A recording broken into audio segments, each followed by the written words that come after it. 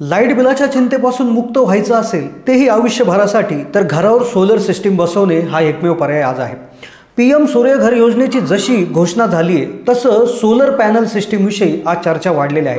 प्रत्येकाला त्याच्या घरावर सोलर पॅनल बसवून घ्यायचं आहे। मग सगळ्यात महत्त्वाचा प्रश्न निर्माण होतो की गव्हर्नमेंट सबसिडी देत आहे, सबसिडीचे आकडे तुम्हाला माहीतच असतील किंवा आपण घेऊयाच, पण मग कोणती कंपनी चांगली, कोणत्या कंपनीचे सोलर पॅनल चांगले, कोणत्या कंपनीची सर्व्हिस चांगली, कोणत्या कंपनीच्या सोलर पॅनलची क्वालिटी व्यवस्थित आहे, कोणत्या कंपनीच्या सोलर पॅनलमध्ये जास्त ऊर्जा तयार होते, तर हा प्रश्न तुम्हाला येत असेल।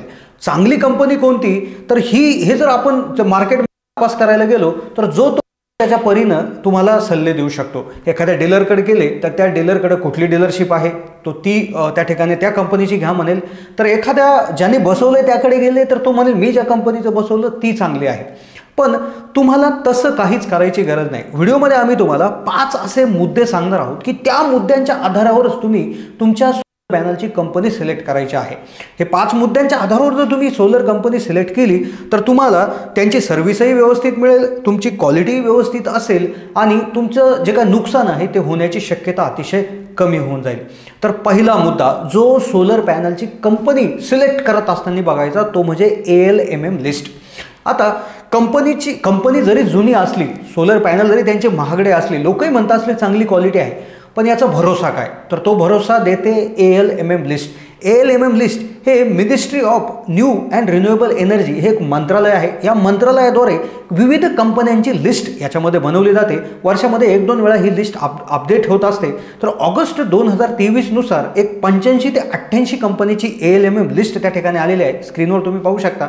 तर या लिस्टमध्ये ज्या कंपन्यांची नावे असतात तर त्या कंपन्या ह्या चांगल्या असतात। मग चांगल्या कशा, तर मी तर काय तिथे जाऊन नाही बघत, पण सरकारचे जे अधिकारी आहेत तर ते तिथे जाऊन कंपनीची जे काय मॅन्युफॅक्चरिंग प्रोसेस आहे ती पाहतात, त्यांची क्वालिटी चेक करतात, त्यांची कॅपॅसिटी काय आहे, कुठल्या प्रकारचे पॅनल आहे याचा सर्व आढावा घेतात आणि त्यानंतरच जे काय निष्कर्ष आहे त्यात बसल्यानंतरच कंपनीची जी काय नोंद आहे तर ती त्या लिस्टमध्ये होत असते। त्यामुळेच ALMM लिस्ट ही विश्वासार्ह लिस्ट आहे जी सरकारच्या वेबसाईटला तुम्ही पाहू शकता किंवा व्हिडिओच्या डिस्क्रिप्शनमध्ये लिंक आहे। त्यामुळे कंपनी निवडताना ALMM लिस्टमध्ये त्या कंपनीचं नाव आहे का हे तुम्ही पाहिलं पाहिजे, अन्यथा ती कंपनी तुम्ही टाळली पाहिजे।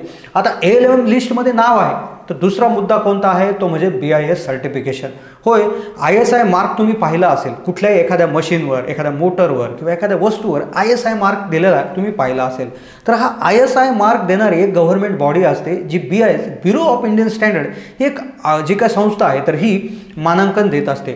तर तुम्ही ज्या कंपनीचं सोलर पॅनल घेताय त्यावर ISI मार्क आहे का, त्याचा ISI नंबर आहे का हे चेक केलं पाहिजे, कारण ISI असला म्हणजे त्याची क्वालिटी, त्याचे निकष हे गव्हर्नमेंट असतात आणि त्याची क्वालिटी चांगली असण्याची शक्यता असते। त्यामुळे BIS मानांकन, ISI मार्क हा तुम्ही नक्कीच पाहून घेतला पाहिजे। ALMM लिस्टमधली कंपनी बघितली, त्याचबरोबर त्याच्यावरचा BIS मार्क बघितला। आता तिसरा आणि जो काही सगळ्यात महत्त्वाचा मुद्दा जो याच्यामध्ये असतो तर तो म्हणजे अवेलेबिलिटी। आता उदाहरणार्थ तुम्ही एखादी कंपनी चांगली आहे असं निवडलं, पण तिचा जो डीलर आहे, डिस्ट्रीब्युटर आहे, तो जर तुमच्या आसपास उपलब्ध नसेल तर मग त्या कंपनीची सोलर पॅनल किंवा सोलर सिस्टीम घेण्यात काहीच मुद्दा नाही। कारण की तुम्ही कंपनीच्या वेबसाईटवरून भले जरी ती ऑर्डर करून मागून घेतली तरी ती तुम्ही स्वतः बसवू शकत नाही आणि तुम्ही दुसऱ्या कंपनीच्या डीलरकडनं ते जर बसवायला गेले तर ते तुम्हाला परवडून देणार नाही। त्यामुळे तुमच्या आसपास ज्या कंपनीचे डीलर उपलब्ध आहेत त्यांची एक लिस्ट करा, त्या लिस्टनुसार तुम्ही ती लिस्ट ALMM याच्यामध्ये चेक करा आणि त्यातली सर्वात चांगली कंपनी निवडा।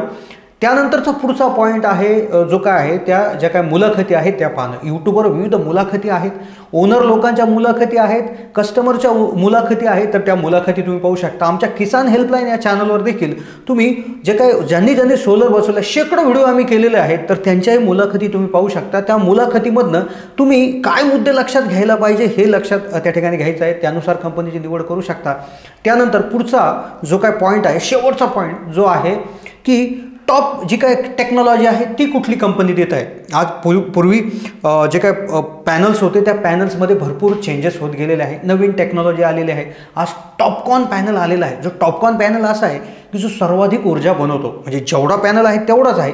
पूर्वीचे पॅनल त्याच साईजचे कमी ऊर्जा बनवायचे, पण आत्ताचा जो मार्केटमध्ये रिसेंट टॉप जातीचा जो काय पॅनल आहे तो सर्वात जास्त ऊर्जा बनवतो. पण ज्या कंपनीकडे टेक्नॉलॉजी आहे, ज्या कंपनी सबसिडीमध्ये आहे, तर ह्याचं तुम्ही देखील हे केलं पाहिजे. तर असे 5-6 पॉईंट त्या ठिकाणी तुम्ही लक्षात घेऊनच तुमची कंपनी व्यवस्थितपणे निवडली पाहिजे. आणि सगळ्यात महत्त्वाचं म्हणजे जो डीलर, जो डिस्ट्रीब्युटर व्यवस्थित सर्व्हिस देतो, तर त्याच्याकडनंच तुम्ही ही सर्व गोष्टी बसून घेतल्या पाहिजे. तर कशी वाटली माहिती कमेंटच्या माध्यमातून कळवा. चॅनलला नवीन असाल तर जरूर सबस्क्राईब